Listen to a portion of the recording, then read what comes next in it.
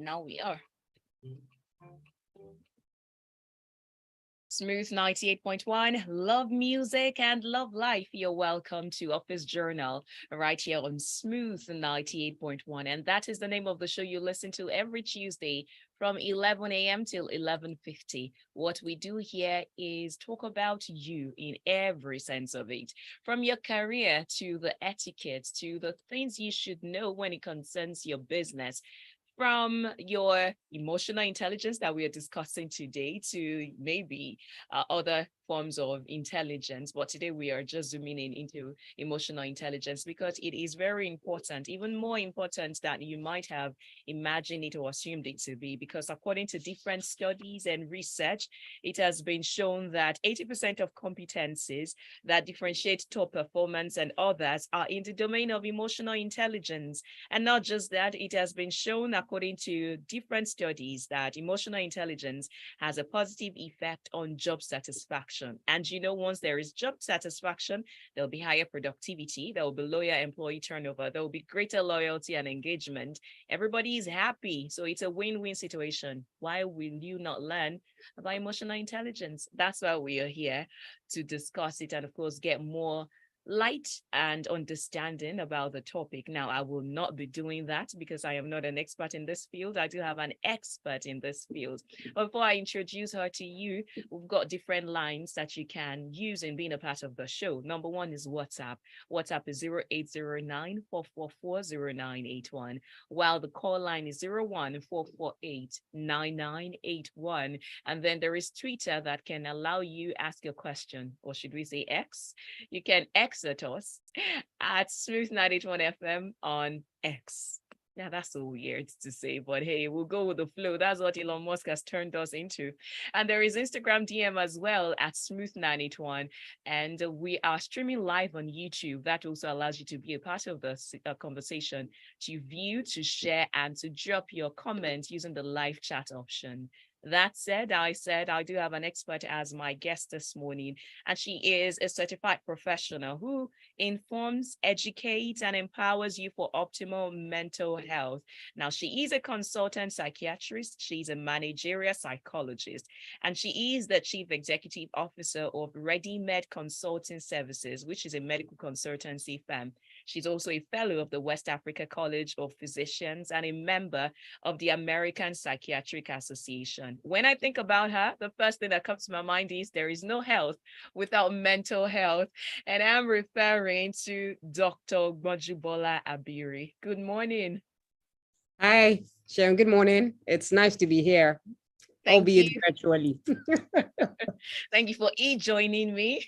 Well, you're very welcome. The rains couldn't make me, show up physically at the office. So we had to make this happen. Thank you. Any chance, I am glad to have it. All right, now going to the basics of it. Someone would have at least heard emotional intelligence at least twice, but then that does not guarantee the knowledge of what emotional intelligence is. So going to the basics, how would you define emotional intelligence? Right. Thank you very much. And I'm very happy that, this conversation on emotional intelligence is happening right about now. Sometimes when people think about emotional intelligence, they think it's a have it or not have it. But emotional intelligence is, one of the soft skills that has been highlighted as pivotal and necessary for success, not just at the workplace, but even with, relationships with people in life in general. Over the years, of course, what we had seen was there had been this over-reliance on book knowledge, so IQ, intelligence quotient, at the detriment of all other forms of, development. But we're beginning to find is that beyond how well, someone does intellectually or in their intellect, while that may be associated with some form of success, what we're now being able to find is that your ability to make your way in a complex world by successfully dealing with people and your environment is one of the most important elements of intelligence. And so gone are those days when people used to, worry about, how energetic I am, how strong I am, how many, degrees I have, how high up my degrees are.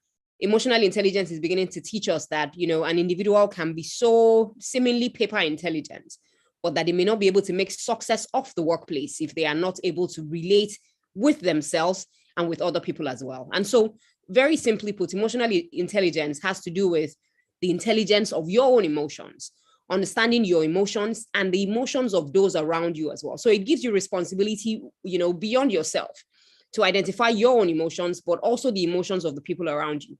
But also, more importantly, it also helps you know yourself and you're feeling so well to the extent that you are able to manage them effectively in any given situation.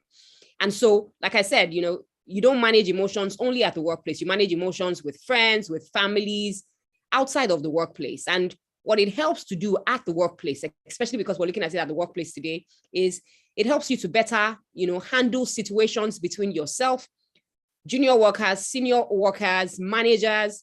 You can handle stress better. You can have, more fruitful and thriving relationships with everyone that you work with. And of course, it helps you to, keep your skills valuable at the workplace as well. So emotional intelligence is all encompassing your emotions, the emotions of others, your feelings, your behavior, and the feelings of others in such a way that you are able to, have seamless, thriving relationships, but be able to bring success not just to those relationships, but the workplace at the end of the day. Thank you for that holistic definition. Now I want to zoom in. It's one thing for you to be aware of yourself, to know I am angry at this point. And when you're angry, you might not make good decisions in that moment.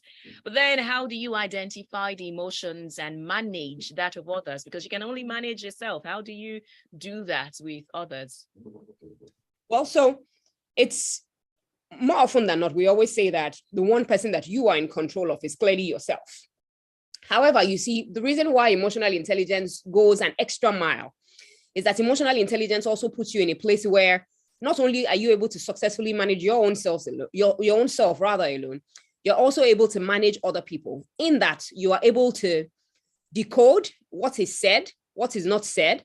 So verbal cues, non-verbal cues, behavior, attitude, and beyond, identifying all of those, it's also that you are able to relate with these people in certain ways that makes them understand that you see them, you hear them, you value them, and you do not take them for granted. So it's not necessarily about being able to, tell what emotions they're feeling, whether or not they're smiling, they're crying, and you want to be able to see beyond them. It's about the relationships that you foster with them and how seamlessly you are able to ensure that you work together, you succeed at the jobs that you do. And so quite a number of things come into place, when you look at the relationships with others. For instance, that has to do with social awareness. And social awareness, looks at how it is that you can understand the emotions, need, and concerns of other people. You can pick on their emotional cues.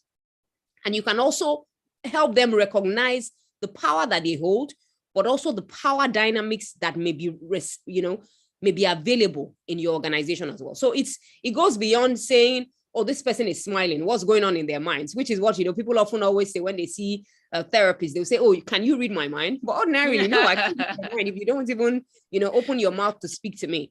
So beyond what we can see, there's also the non-verbal cues, but there are also, the successes that we are able to make of the relationships that we have and the interactions that we have at the workplace as well. Thank you so much. Now we'll go on a short break. And when we come back, I would still want to talk on something you said. You want to understand the other person and the nonverbal cues. That's the place I'll start. So how do you decode nonverbal cues while not being prejudiced? Why not, projecting your own reality and your thoughts to them? How do you become empathetic while not judging them through your own lens of maybe exposure, your own upbringing, your background, and all of that, the things that have formed you? How do you actually genuinely decode all of those nonverbal cues and the unsaid things? Because hearing what is not said can be quite tricky. How you're able to do that. So we'll come back to that after this break right here on Office Journal on Smooth 98.1.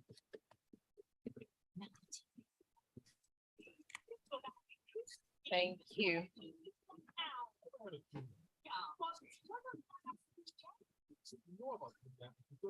Whose pen is this?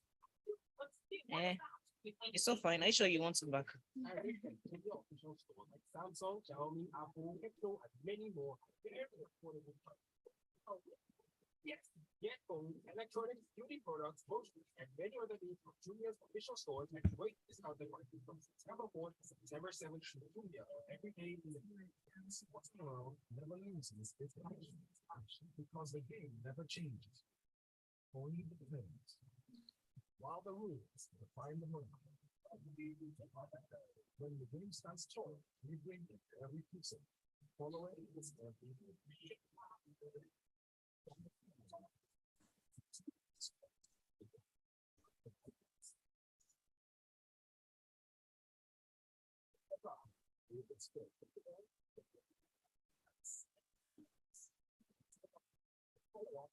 sports action and the nonsense.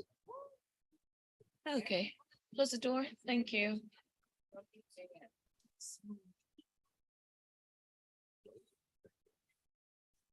We are Smooth 98.1, and you're very welcome to join the conversation that is happening now.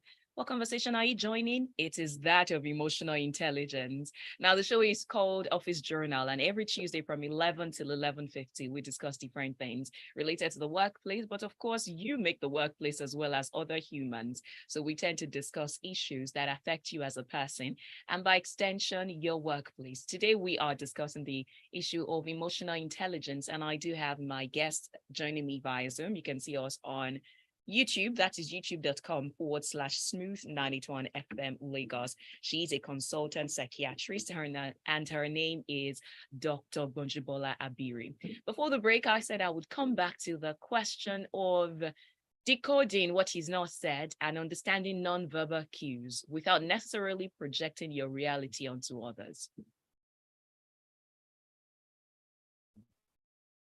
Right. So thank you, Cheryl. And before we went on the break, you had also mentioned something on empathy, which is a very pivotal part of the emotional intelligence conversation.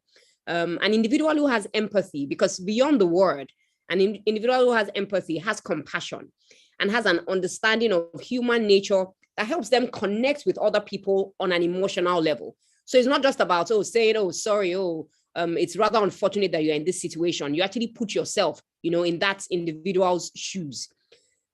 Of course, what we also find is that quite a number of people are lacking in empathy, either because, they're selfish, they really don't care about other people. And so empathy is extremely important in that conversation. Empathy also helps us to, again, see through the eyes of others, hear through the ears of others. That's what empathy really is, putting yourself in another person's shoes. And so in emotional intelligence, nonverbal communication, it's interesting to note that, about 80% of our communication is actually nonverbal. And so I think that if anything, Nigerians are one of the people, who are able to decode nonverbal communication the most. It's just that most times these days we're more likely to tell people, tell me what you're feeling, tell me what it is that you're thinking. Don't let me guess for you. As children, whenever someone winked at you, you were supposed to know what it meant. But in this day and time, you see children who tell you when you're winking your eyes, like, don't they say, mommy, what's wrong with your eyes? And so if 80% of communication is nonverbal, that nonverbal communication includes things like tone of voice. And so if I'm speaking to you, for instance, children may be able to pick this and they're like, Mom, why are you shouting? And I'm like, no, I'm not shouting. I'm giving you instructions. So tone of voice, is the individual able to speak with you at the same level you're speaking with them, or are they shouting at you? If you notice that an individual started, speaking very softly, but after a while, the pitch continues. So it's the pitch, it's the tone, it's the quantity of what it is that is said. Sometimes it's what is not said, because some people will just suddenly go quiet. It's not because they can't say anything, but in that moment, they're struggling with finding what to say. Some individuals may also start to fidget. So fidgeting is also something that we look out for. Does this person appear anxious? Do they appear agitated? Do they appear like they are unable to, successfully do what it is that you've asked them to do? Sometimes it's facial expressions. And so, for instance, you have someone you're speaking to and you're saying, oh, how are you? And they're like, oh, I'm happy. They're happy, but they're crying. That doesn't cut it. So you see, there are lots of, non-verbal cues that we can pick up. Sometimes it's head movements. Shaun, do you want to come to lunch with me today? And I'm doing this. And I'm saying, oh, yes, let's get a ride. No, they already, well, at least in our culture, what this means is, I don't want. No, I don't want. That's another nonverbal cue. Sometimes it's hand gestures. Sometimes it's body posture. Sometimes it's the presence of eye contact or the absence of it. And of course, sometimes, Physical distance. If someone, distances themselves from you for a reason, it may be because they don't want to come into contact with you, either because they're not comfortable with you. And so it's important not to dismiss all of those things, because nonverbal communication is very important in being able to have a high degree of empathy. Of course, being aware of your own nonverbal communication can also improve your own interactions with others. So it's not just about looking out for what everyone else is doing. What are your own nonverbal cues or nonverbal communication also saying to other people as well? Thank you so much. Now, one of the things I've been able to hear is that to a large extent, we all are capable of understanding nonverbal cues, but paying attention to it is another ballgame entirely. That is different. So I think that is where a number of people drop the ball. You are not paying attention. And at the end of the day, we wonder what is going on. Okay, that is very explanatory. Thank you. Now, moving on to assessment of your own emotional intelligence. How do you know where you are emotionally or intelligently? So how do you know that you're emotionally intelligent? And so, for each aspect of emotional intelligence, and I think that it's important that we break this down. Usually most people will tell you that there are 4 categories that we look out for. And those 4 categories are largely self-awareness, how it is that you are conscious and understanding of your own emotions, and you recognize the impact of your emotions on yourself and others as well. So self-awareness is number 1. Number 2 is self-management or self-regulation. Self-regulation looks at how it is that you are able to control yourself, including impulsive feelings and behaviors, and such that you are able to manage your emotions in healthy ways. So it has to do with self-control, taking initiative, and being able to adapt to different situations or circumstances. The third part is social awareness. And social awareness has to do with understanding the emotions, needs, feelings, and concerns of other people. That's where empathy comes up. That's where motivation comes up. And that's where being able to, pick up other emotional cues also come up. Then the last but not the least is relationship management. And in relationship management, it's being able to inspire people, influence them, connect them to leadership, and also give them, like an achievement orientation as well. And so when we talk about assessing our own emotional intelligence, and it's usually a good place to start, your own emotional intelligence, because the one person that we are all responsible for is ourselves. And so there's something that under the self-awareness, which is where it is that you will assess yourself. I mean, there are tools, there are questionnaires that people can use to assess themselves. However, there are some key questions that you can ask yourself when you're trying to assess yourself. Are you trying to do an emotional self-awareness? So for instance, you're asking yourself, what am I feeling? Why am I feeling this way? How long have I been feeling this way? Is my response, in appropriate reaction to what has happened, or is it, exaggerated? Then, of course, you also want to be able to conduct what is known as a SWOT analysis. What are my strengths? What are my weaknesses? What are my opportunities? And what are my threats as well? So the first one is an emotional self-awareness, which helps you to check in with your emotions per time, check in with how you're feeling, why you're feeling that way, and whether or not what it is that you're feeling or your response is exaggerated to what it is that has been, presented to you. The second is an accurate self-assessment. And that accurate self-assessment has to do with, what are my strengths? What are my weaknesses? What are my opportunities? What are my threats? Am I able to receive feedback? Am I able to take perspectives from, another person? Or do I always just want to listen to myself? Then how well is it that I am motivated? My motivation, am I motivated by others? Or am I just okay with what it is that I know? Then the last one, of course, is self-confidence. Am I a self-confident individual? As in, am I, do I shake under pressure? Am I unsure of myself when people come around? And so being able to check some of those things, ask yourself some of those questions. Am I able to self-control? Do I have initiative? Do I take initiative? Am I achievement oriented? Do I have goals? Do I have things that I'm working towards?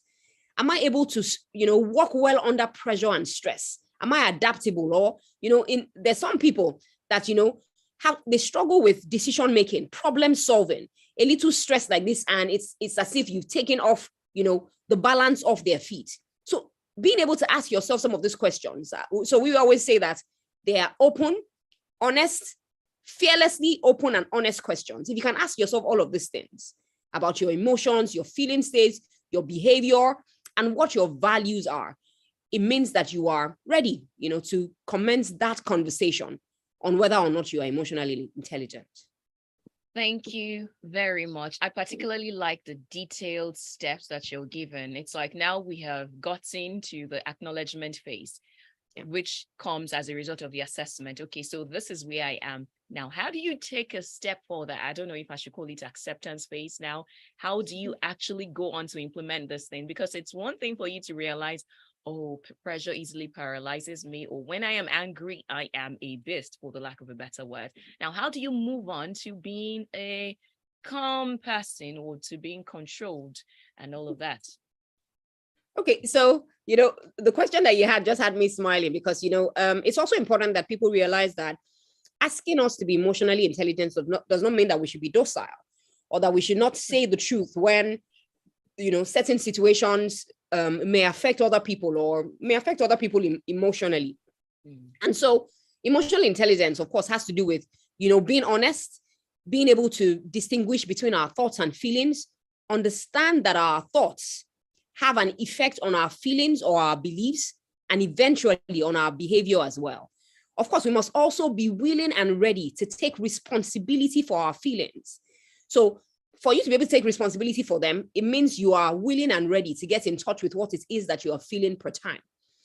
It also means that you are willing to pay attention to other people's feelings, but also show respect to what it is that they are feeling at every point in time, including learning to validate and not dismiss what it is that they're feeling at times. And of course, it means that you are willing to listen, because a key part of, emotional intelligence is also learning how it is that you can listen. You can pay attention to what, like we said earlier, what is being said and what is not being said as well.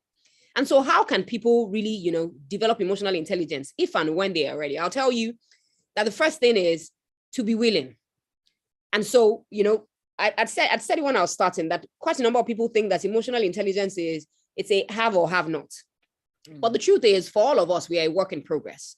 However, if you do not identify that this is where you are at the level of emotional intelligence and that you would like to improve on yourself, then it will probably be an exercise in futility from the outset.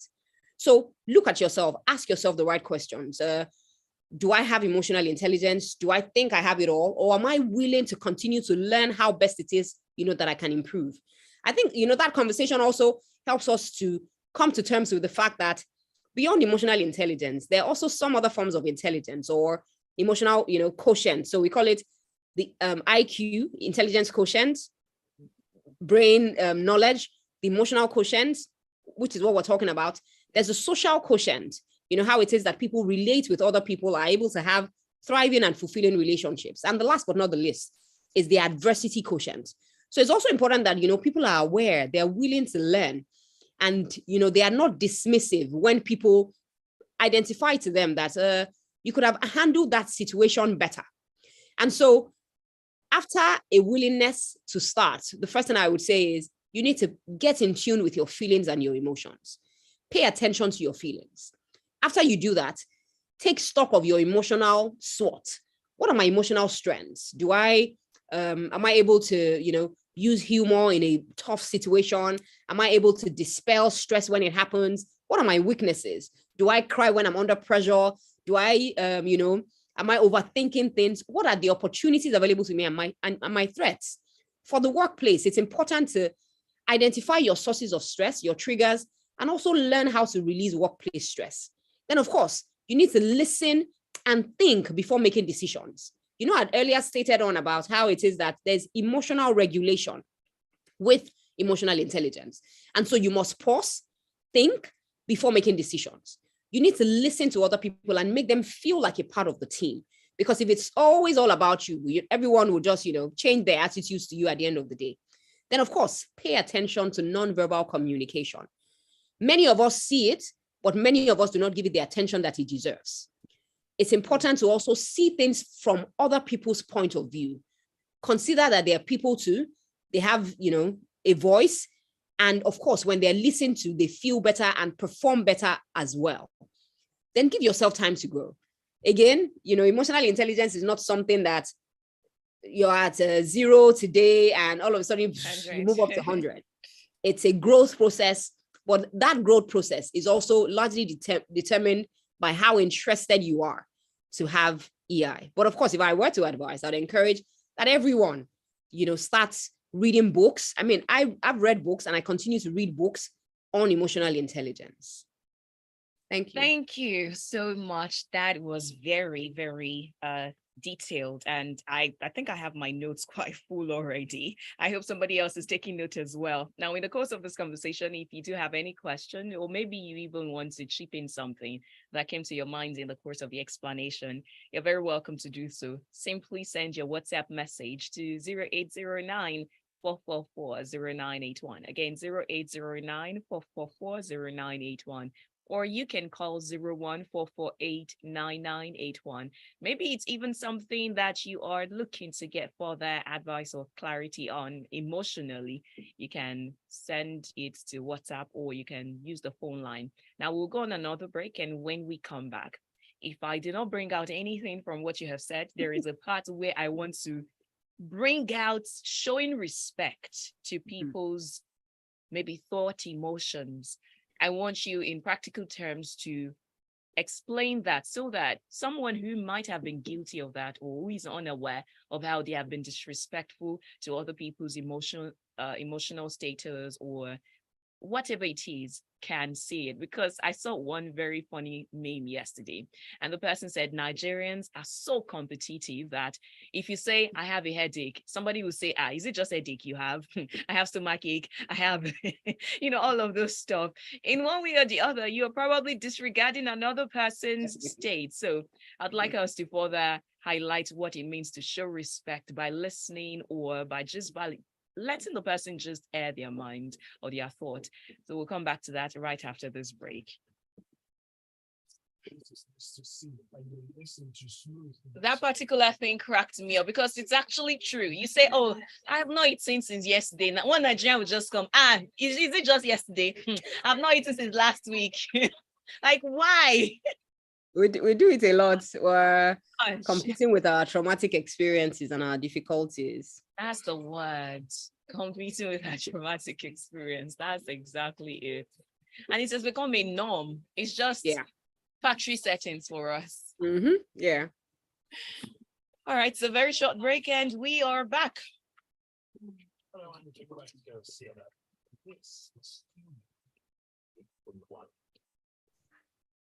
The smoothest dial on international radio. We are Smooth 98.1, and this is Office Journal on Smooth 98.1. 12th of September 2023. It's 28 minutes now, 29 minutes past 11 o'clock. It's Office Journal. My name is Oluwaseun, and my guest is Dr. Gbonjubola Abiri, and she is a consultant psychiatrist. We are talking about emotional intelligence, especially in the workplace. And before the break, we were going to come back to how you can show respect for other people's feelings, emotions, state, story, and the likes.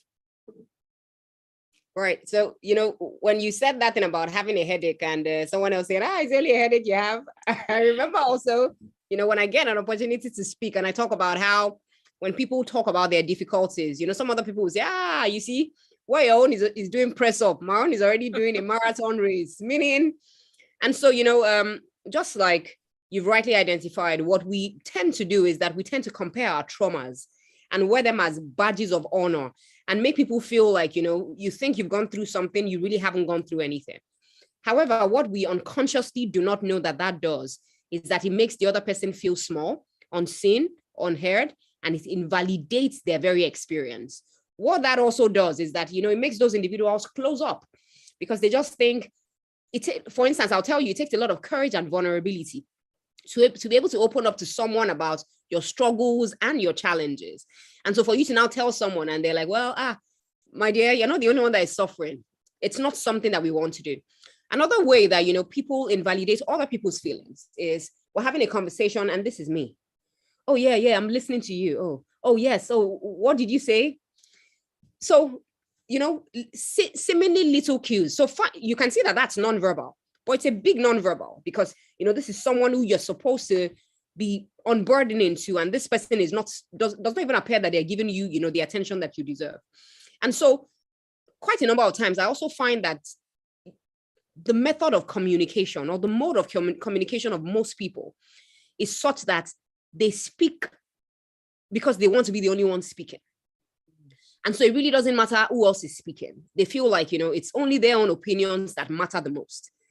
I think one of the first things that we should do is realize that beyond ourselves, there are also other people like us who have feelings, who have emotions, and who also want to, air their views so that we can also listen to them as well. And so one of the many things that we can do is do what is called mindful listening. Pay attention to what the other person is saying. Avoid distractions and don't judge them. So don't judge them, don't invalidate them. So for instance, if someone said to you, I'm so tired, I'm tired of all this work, I'm tired of life, in fact, and you're like, well, then do something about yourself. You think you're the only one that has problems, that's highly invalidating.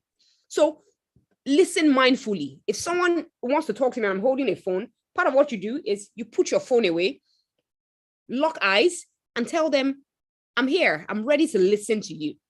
The other thing, of course, you can also do is be aware of your facial expressions. You remember that when we talked about nonverbal cues, we said it's not just the other person, it's you as well.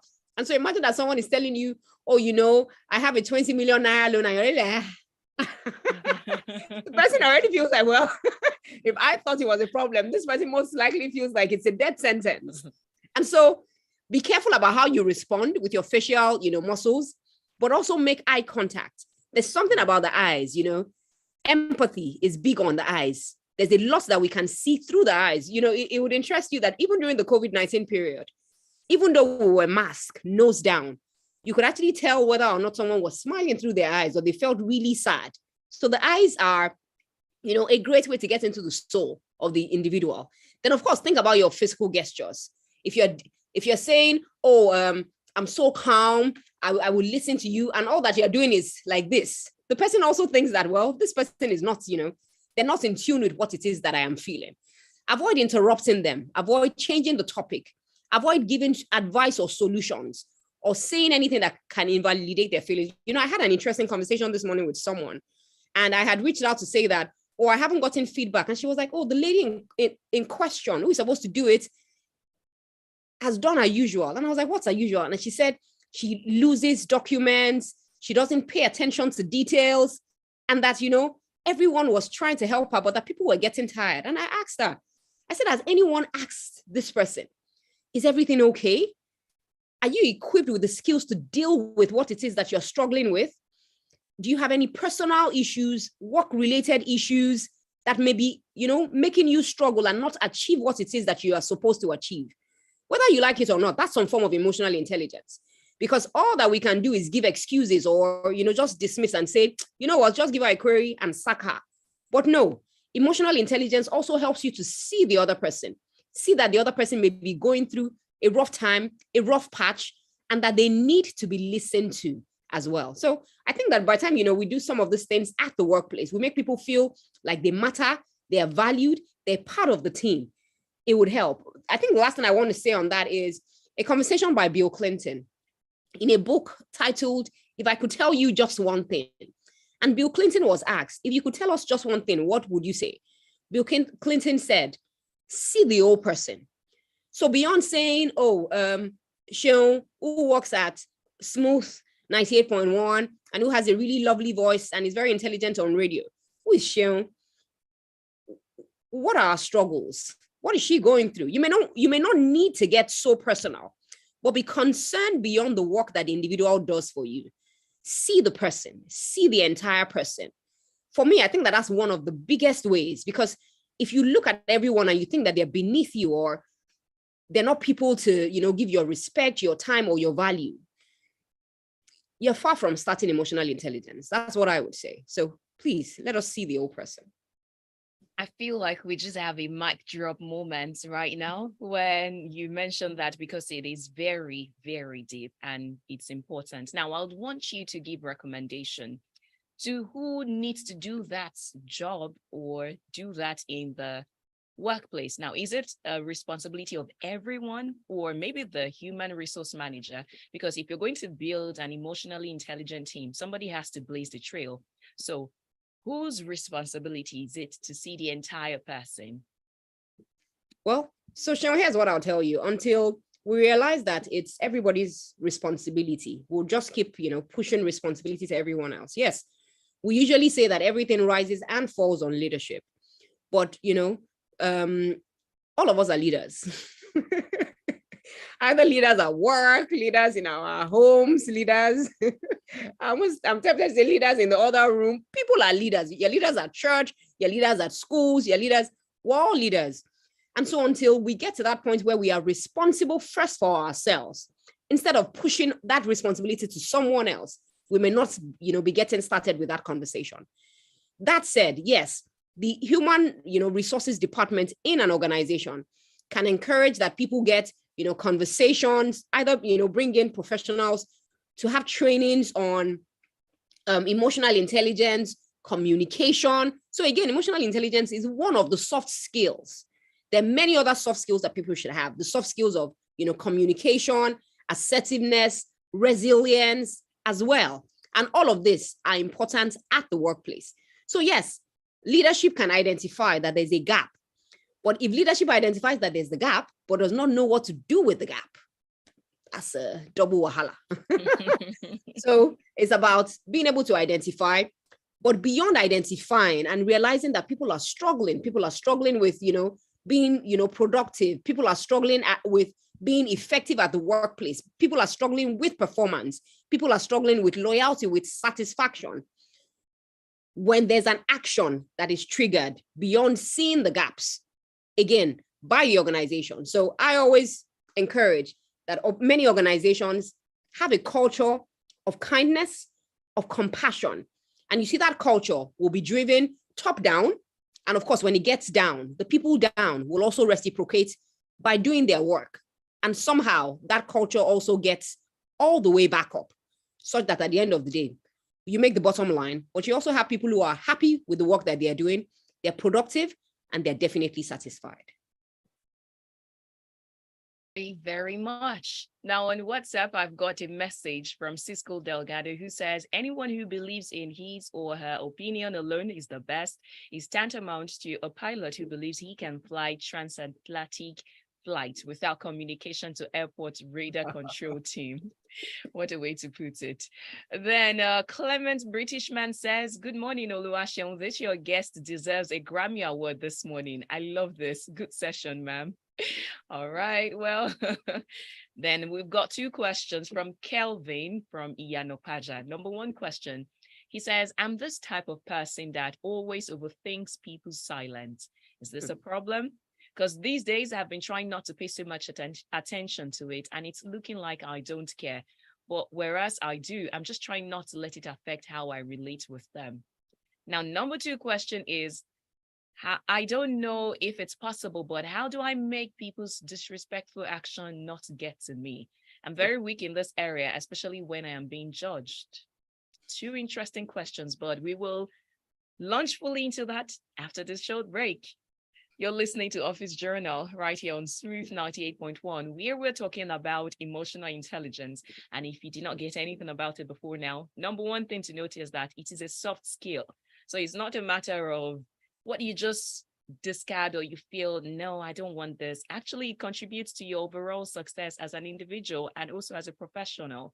So you might want to take a second look at the topic of emotional intelligence. We'll be right back after this break. Less than a minute, and then we come back to the questions. Not a problem.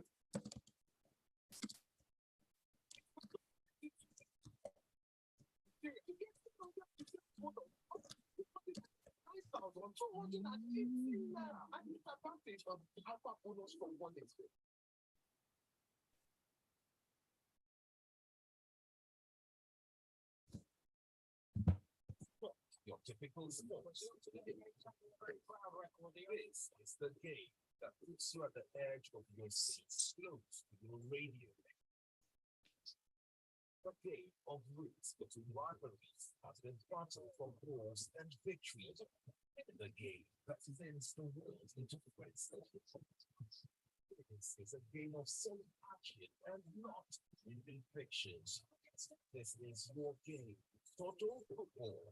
Get in-depth football analysis on top matches here on Smooth 98.1. Okay, we are back. Now on Tuesdays and Thursdays at 7 p.m. and Saturdays at 11 a.m.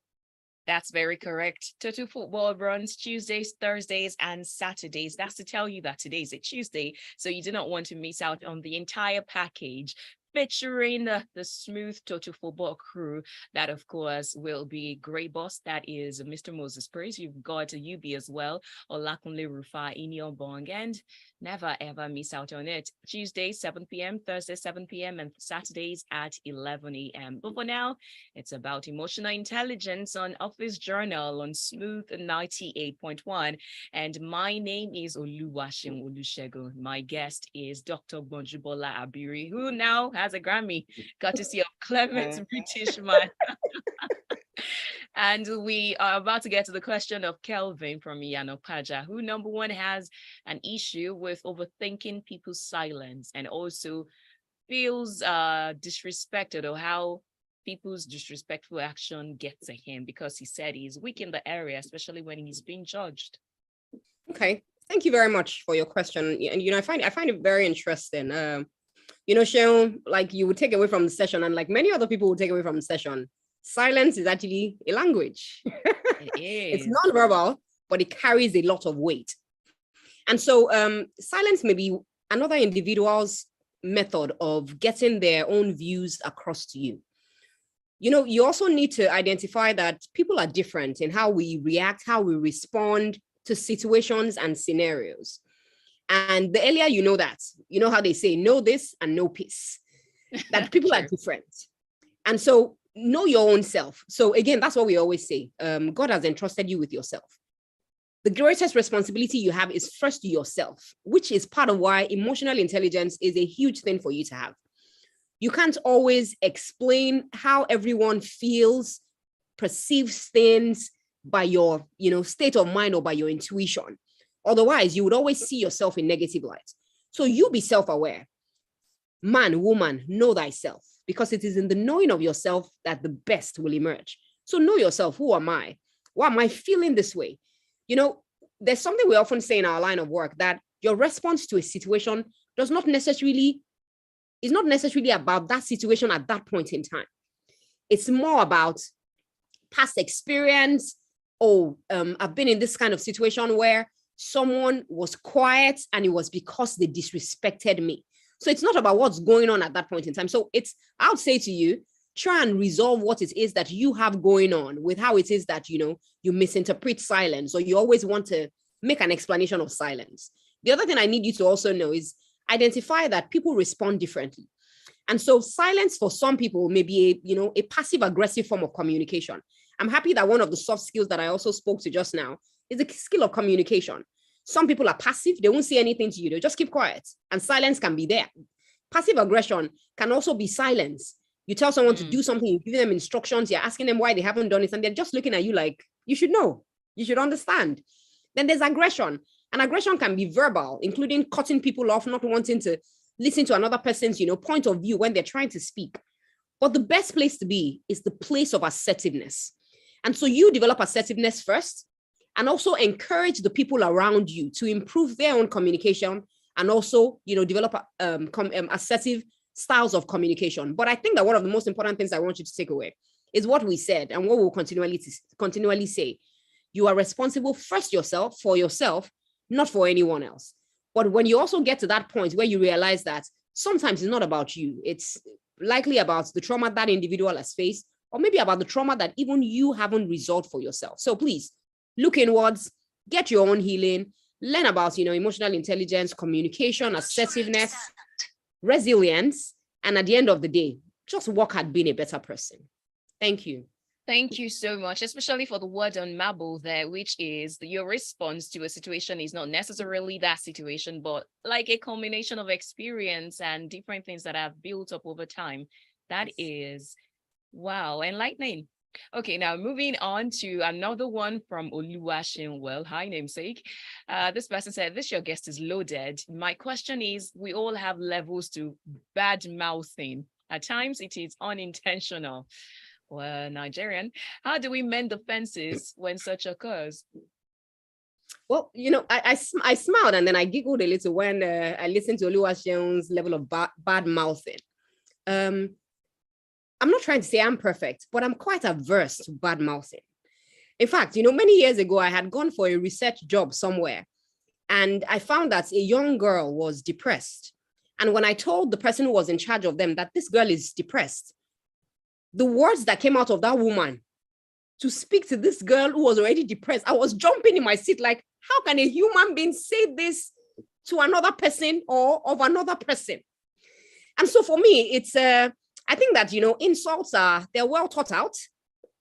They may seem like they're spinal, they're spinal level, like, oh, yeah, this, yeah, that. But I think it goes back to how it is that we must be intentional about kindness. And so one of the conversations I think we should take away from, the session is we shouldn't always let the world dictate how it is that we will treat other people or how we would perceive other people. Does your response give you peace? Does it give you peace? As in when you say of someone else, something negative about someone else, something negative of it, does it give you peace? How does it make the other person feel? Are you trying to tear the other person down, or are you trying to build them up as well? Or of course, once in a while, you can banter with your friends and say, oh, see your head, that kind of thing. But when insults get deep-seated, such that you tell somebody something and that person goes home for days on end and they're thinking about, how their lives are over, it impacts negatively on their self-confidence, their self-esteem, then it was not a kind word. And so what I would encourage is be kind with your thoughts, with your talk, with your action, and with your deeds as well. I mean, I sit and I read some things on social media these days.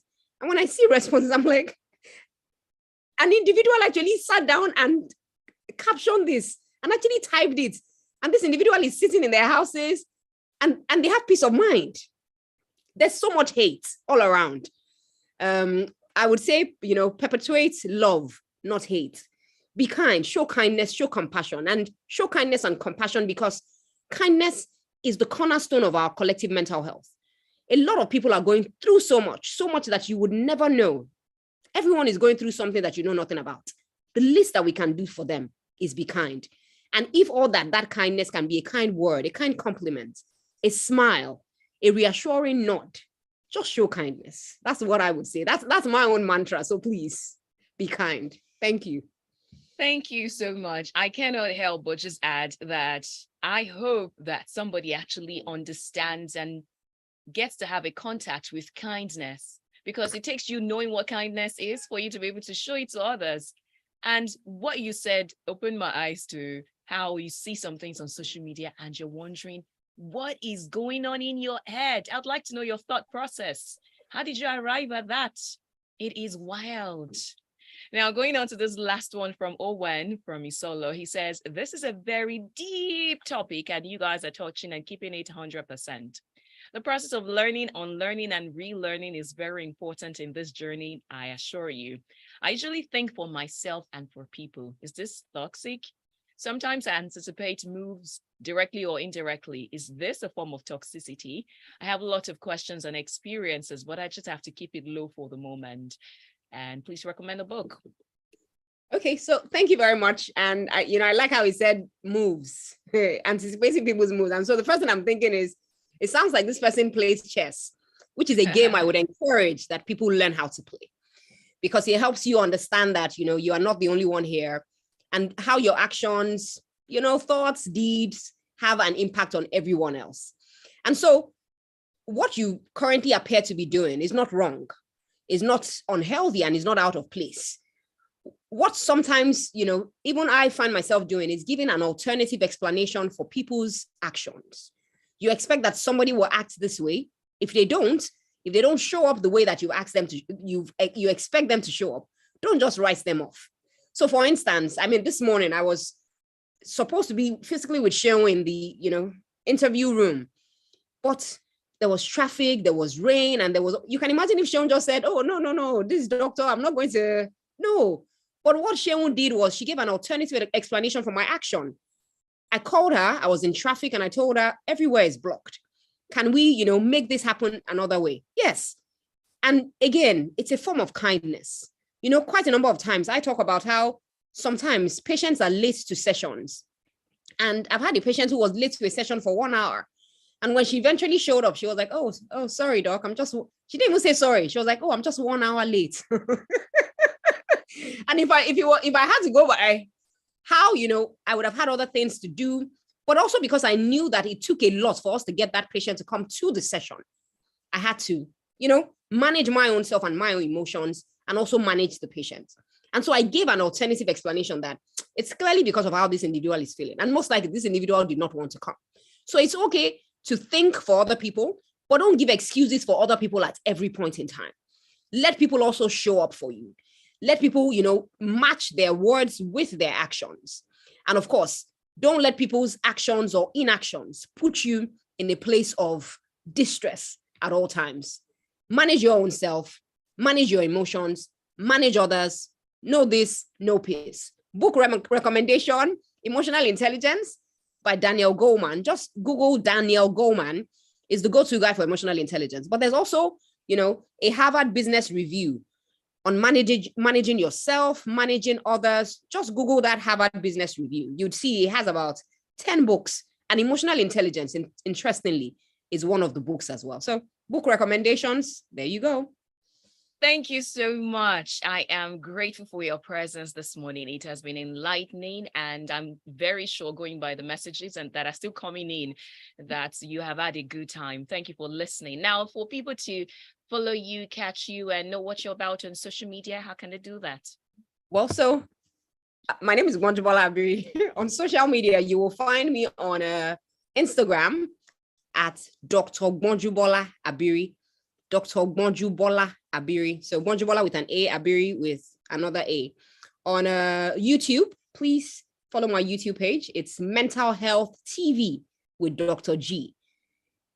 I think that's fine. You. That works. Thank you. Yeah. And I should give you that 1 year ahead of time when you get to Dr. Gbonjubola's Instagram and you see different characters. Don't worry, still the same person. That's me. She creates a lot of interesting content that will have your jaws being picked from the floor, but very educative. Thank you again for your time this morning. And in the final words of Cisco Delgado, he says, we are all distant relatives, as Nas and Damian Marley said. Let's love one another. Thank you. Now we're done with this, totally out of time. But of course, next week we will return, and maybe we will even have an entire episode on listening or communication, because it's very important. Ladies and gentlemen, catch you on the other side, enjoying soul music right here on Smooth 98.1. Thank you. Well, welcome. Such a blast as always. Somebody sent me. I don't collect Grammy now. They sent me some of the screenshot. They've Googled you apparently and said, it was a lovely time. I had a great time. Thank you. Thank you. Thank you very much. I hope the rain does not disrupt all the plans of yours today. Well, I still have to go to the island, so I should be leaving in another 30 minutes. I have a 2:00 training session. I mentioned it to you. Yes, you did. So I have to be on the island, but I'm hopeful that, because when I looked at my map, when I was coming to you, I was like, wow, 1 hour. Usually now, after this, after this traffic is usually like 40 minutes, and all that. But let me even go.